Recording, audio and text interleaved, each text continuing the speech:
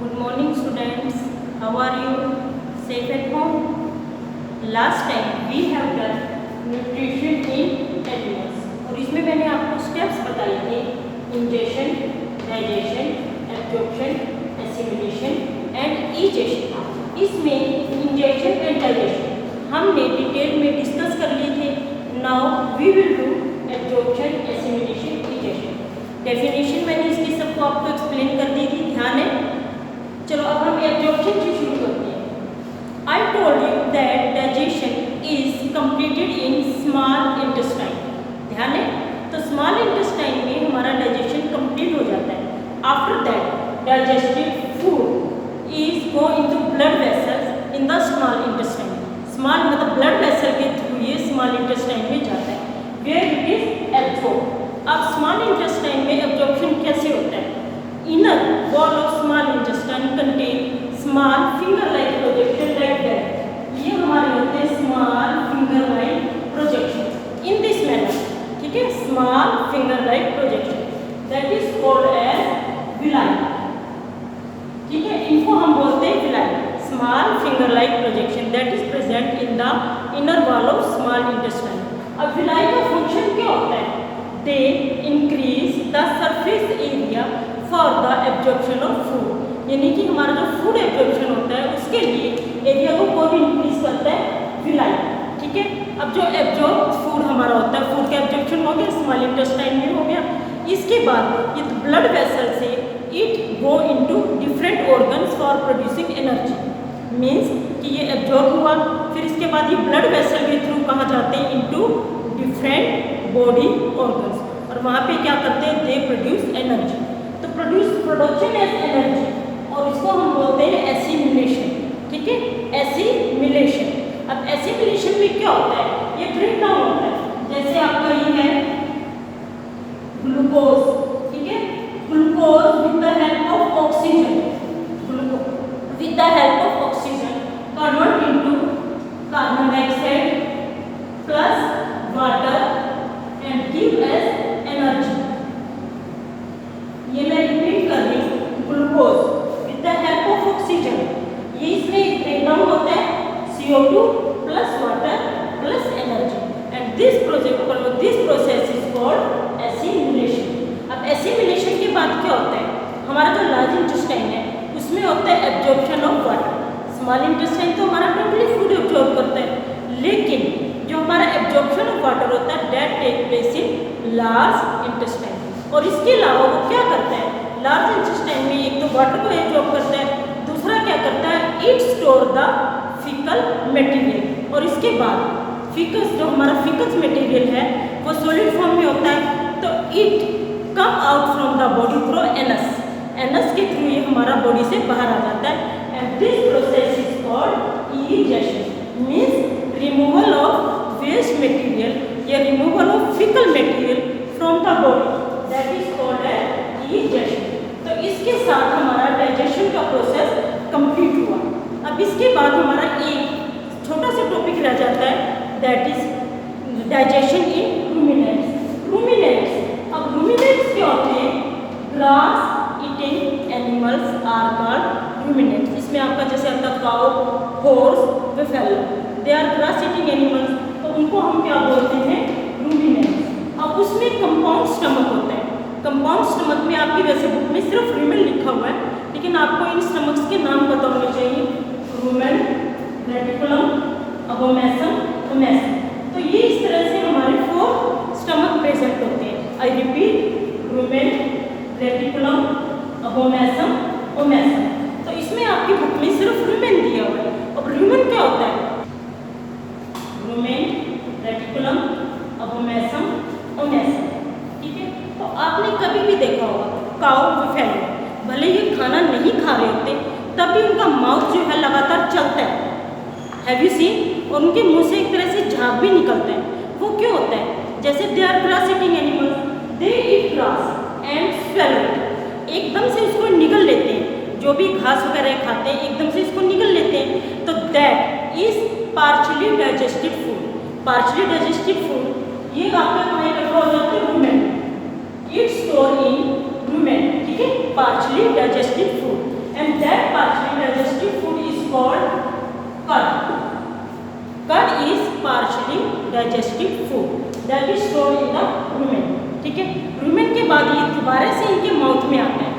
Mouth में फिर दोबारा से धीरे धीरे उसको मतलब चू करते हैं, और चू करने के बाद ये फिर इस तरह से इनका जो प्रोसीजर शुरू होता है रेटिकुलम ओवोमेसम, और ये ओवोमेसम में जाता है, और इसके बाद ये कंप्लीट डाइजेस्ट होता है।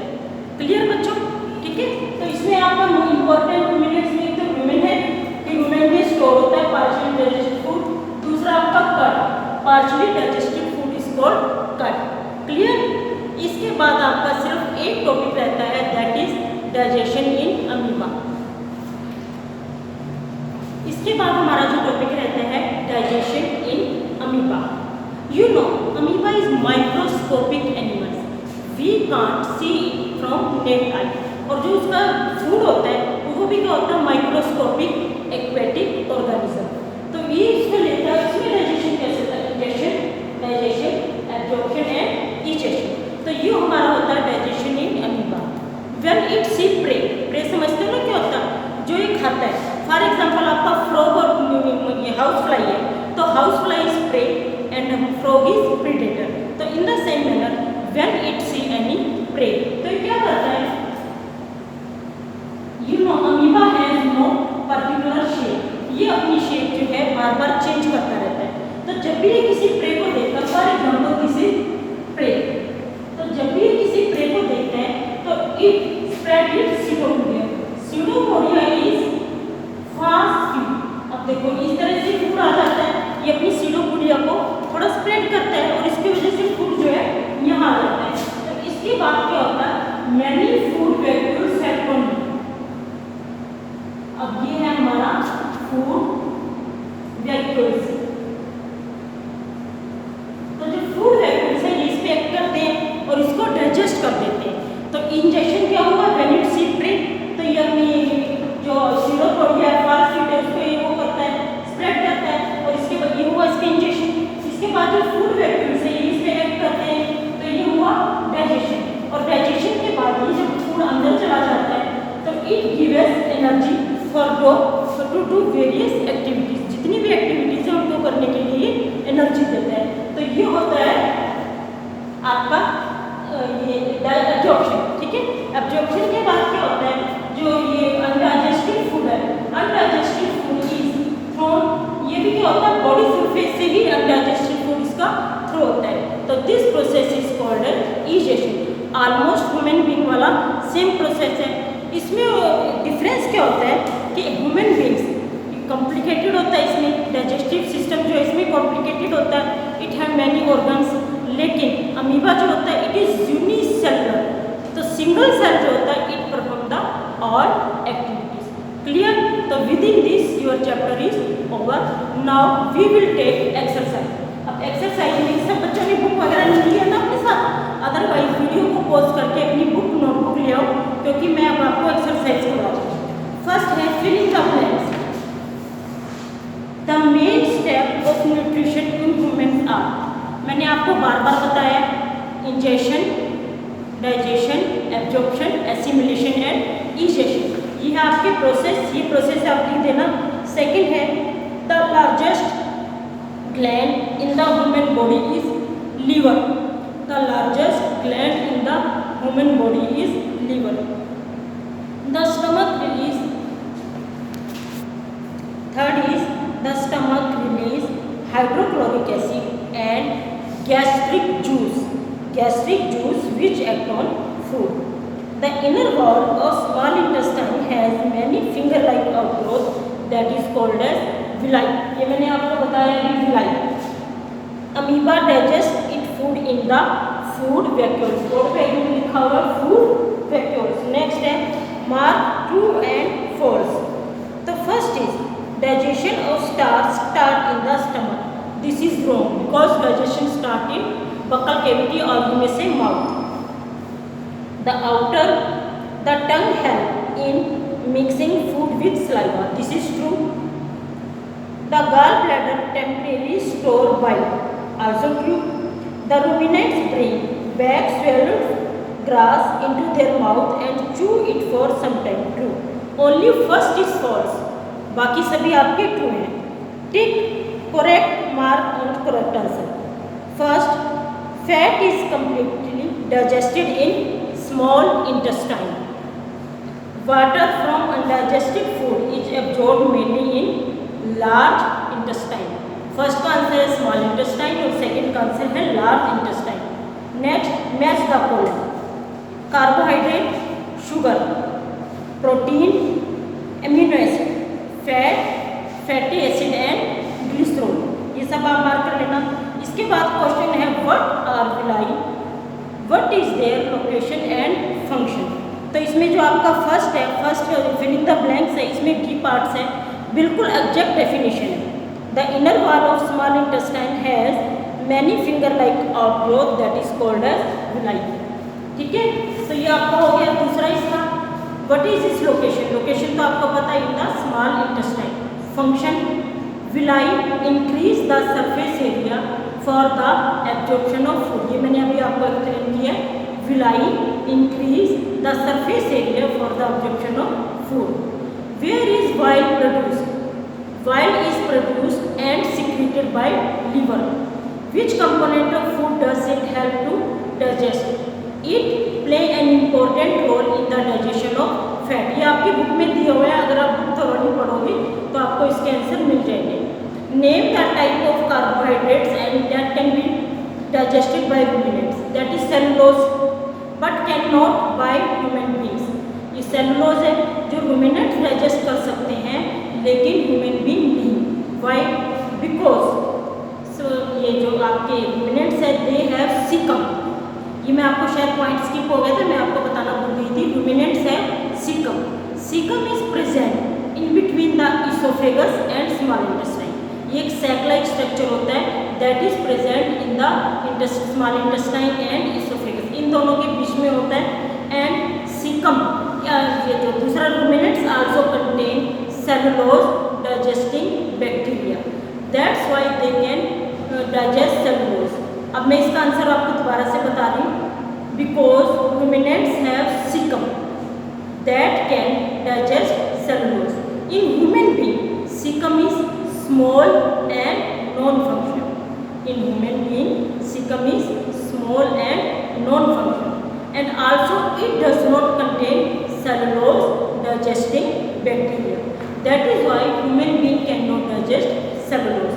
Next question is, why do we get instant energy from glucose? Because glucose go directly in the bloodstream. Glucose goes directly in the bloodstream and it will break down into carbon dioxide and water with the help of oxygen. That's why it gives us instant energy. Next question is, which part of digestive canal is involved in absorption of food, small intestine, chewing of food, mouth, killing of bacteria, stomach, complete digestion of food, small intestine, formation of fecus, large intestine. Clear? अब इसके बाद one similarities and difference between nutrition in amoeba and human beings. इसमें similarities तो मैंने आपको बताई, सारे process same है. Egestion, digestion for the absorption of, ये इसमें क्या होता है, absorption of food, producing energy, ये सारे प्रोसेस इसमें सेम है. अब सिमिलर डिफरेंसेस क्या है? Human beings have many digestive organs but amoeba is unicellular. Clear? And it perform all the function. ये इसमें बहुत सिंपल प्रोसेस है और जो ह्यूमन बीइंग में थोड़ा कॉम्प्लिकेटेड है. नेक्स्ट मेस्टोकोलम, सलाइवरी ग्लैंड्स, इसमें है सलाइवा सिक्रीशन. स्टमक, स्टमक में आएगा आपके release of acid release. Third liver, liver है bile juice secretion. Rectum, rectum में आपका आएगा storage of undigested food. Clear? इसके बाद small intestine, digestion is completed. Large intestine, absorption of water. ये आपका क्लियर हुआ. और नेक्स्ट आपका डायग्राम है. डायग्राम में आपको करवा भी चुकी हूँ. आई थिंक आप सब इसको लेबल कर सकते हैं, इसमें कोई भी दिक्कत नहीं है इसकी लेबलिंग में. नेक्स्ट है, can we survive only on raw leafy vegetables, grass, discuss? Answer is no, because leafy vegetables does not provide us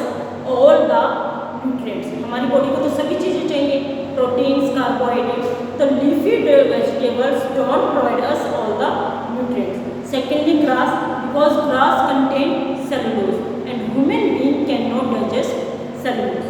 clear? इसके साथ ही आपके क्वेश्चन आंसर भी कंप्लीट हुए। अब हम करेंगे एक एक्टिविटी। ये मेरे हाथ में है राइस पाउडर, ये मेरे हाथ में है राइस पाउडर। तो राइस पाउडर में आपको पता है इट कंटेन स्टार्च, ठीक है। तो स्टार्च की blue black colour with iodine. अब देखो ये आयोडीन सोल्यूशन है, ये मैं इसमें डाल रही हूँ। तो देखो it give blue black colour. Just see starch give blue black colour with iodine. Clear? लेकिन जब हम इसको च्यू कर लेते हैं, मैंने आपको लास्ट वीडियो में भी बताया, जब हम स्टार्च को च्यू करते हैं तो सलाइवा जो है उसको ग्लूकोज में चेंज कर देते हैं। तो अब स्टार्च जो है हमारा ग्लूकोज में चेंज हो गया, तो इसके बाद ये ब्लू ब्लैक कलर नहीं देगा। लास्ट वीडियो में मैंने आपको क्लियर किया था इन the same manner. This is potato. अब पोटैटो में भी क्या होता है आपकी, पोटैटो आल्सो कंटेन स्टार्च। अब देखो ये मेरे हाथ में, और अब मैंने इसमें फिर से आयोडीन सोल्यूशन डाला and it give blue black colour with iodine. Clear? ये वैसे हमें ब्लू ब्लैक कलर देता है, लेकिन जब हम इसे च्यू करते हैं तब ये नहीं देता, because saliva change starch into glucose. ठीक है बच्चों? ओके बच्चों, ये सब आपको क्वेश्चन आंसर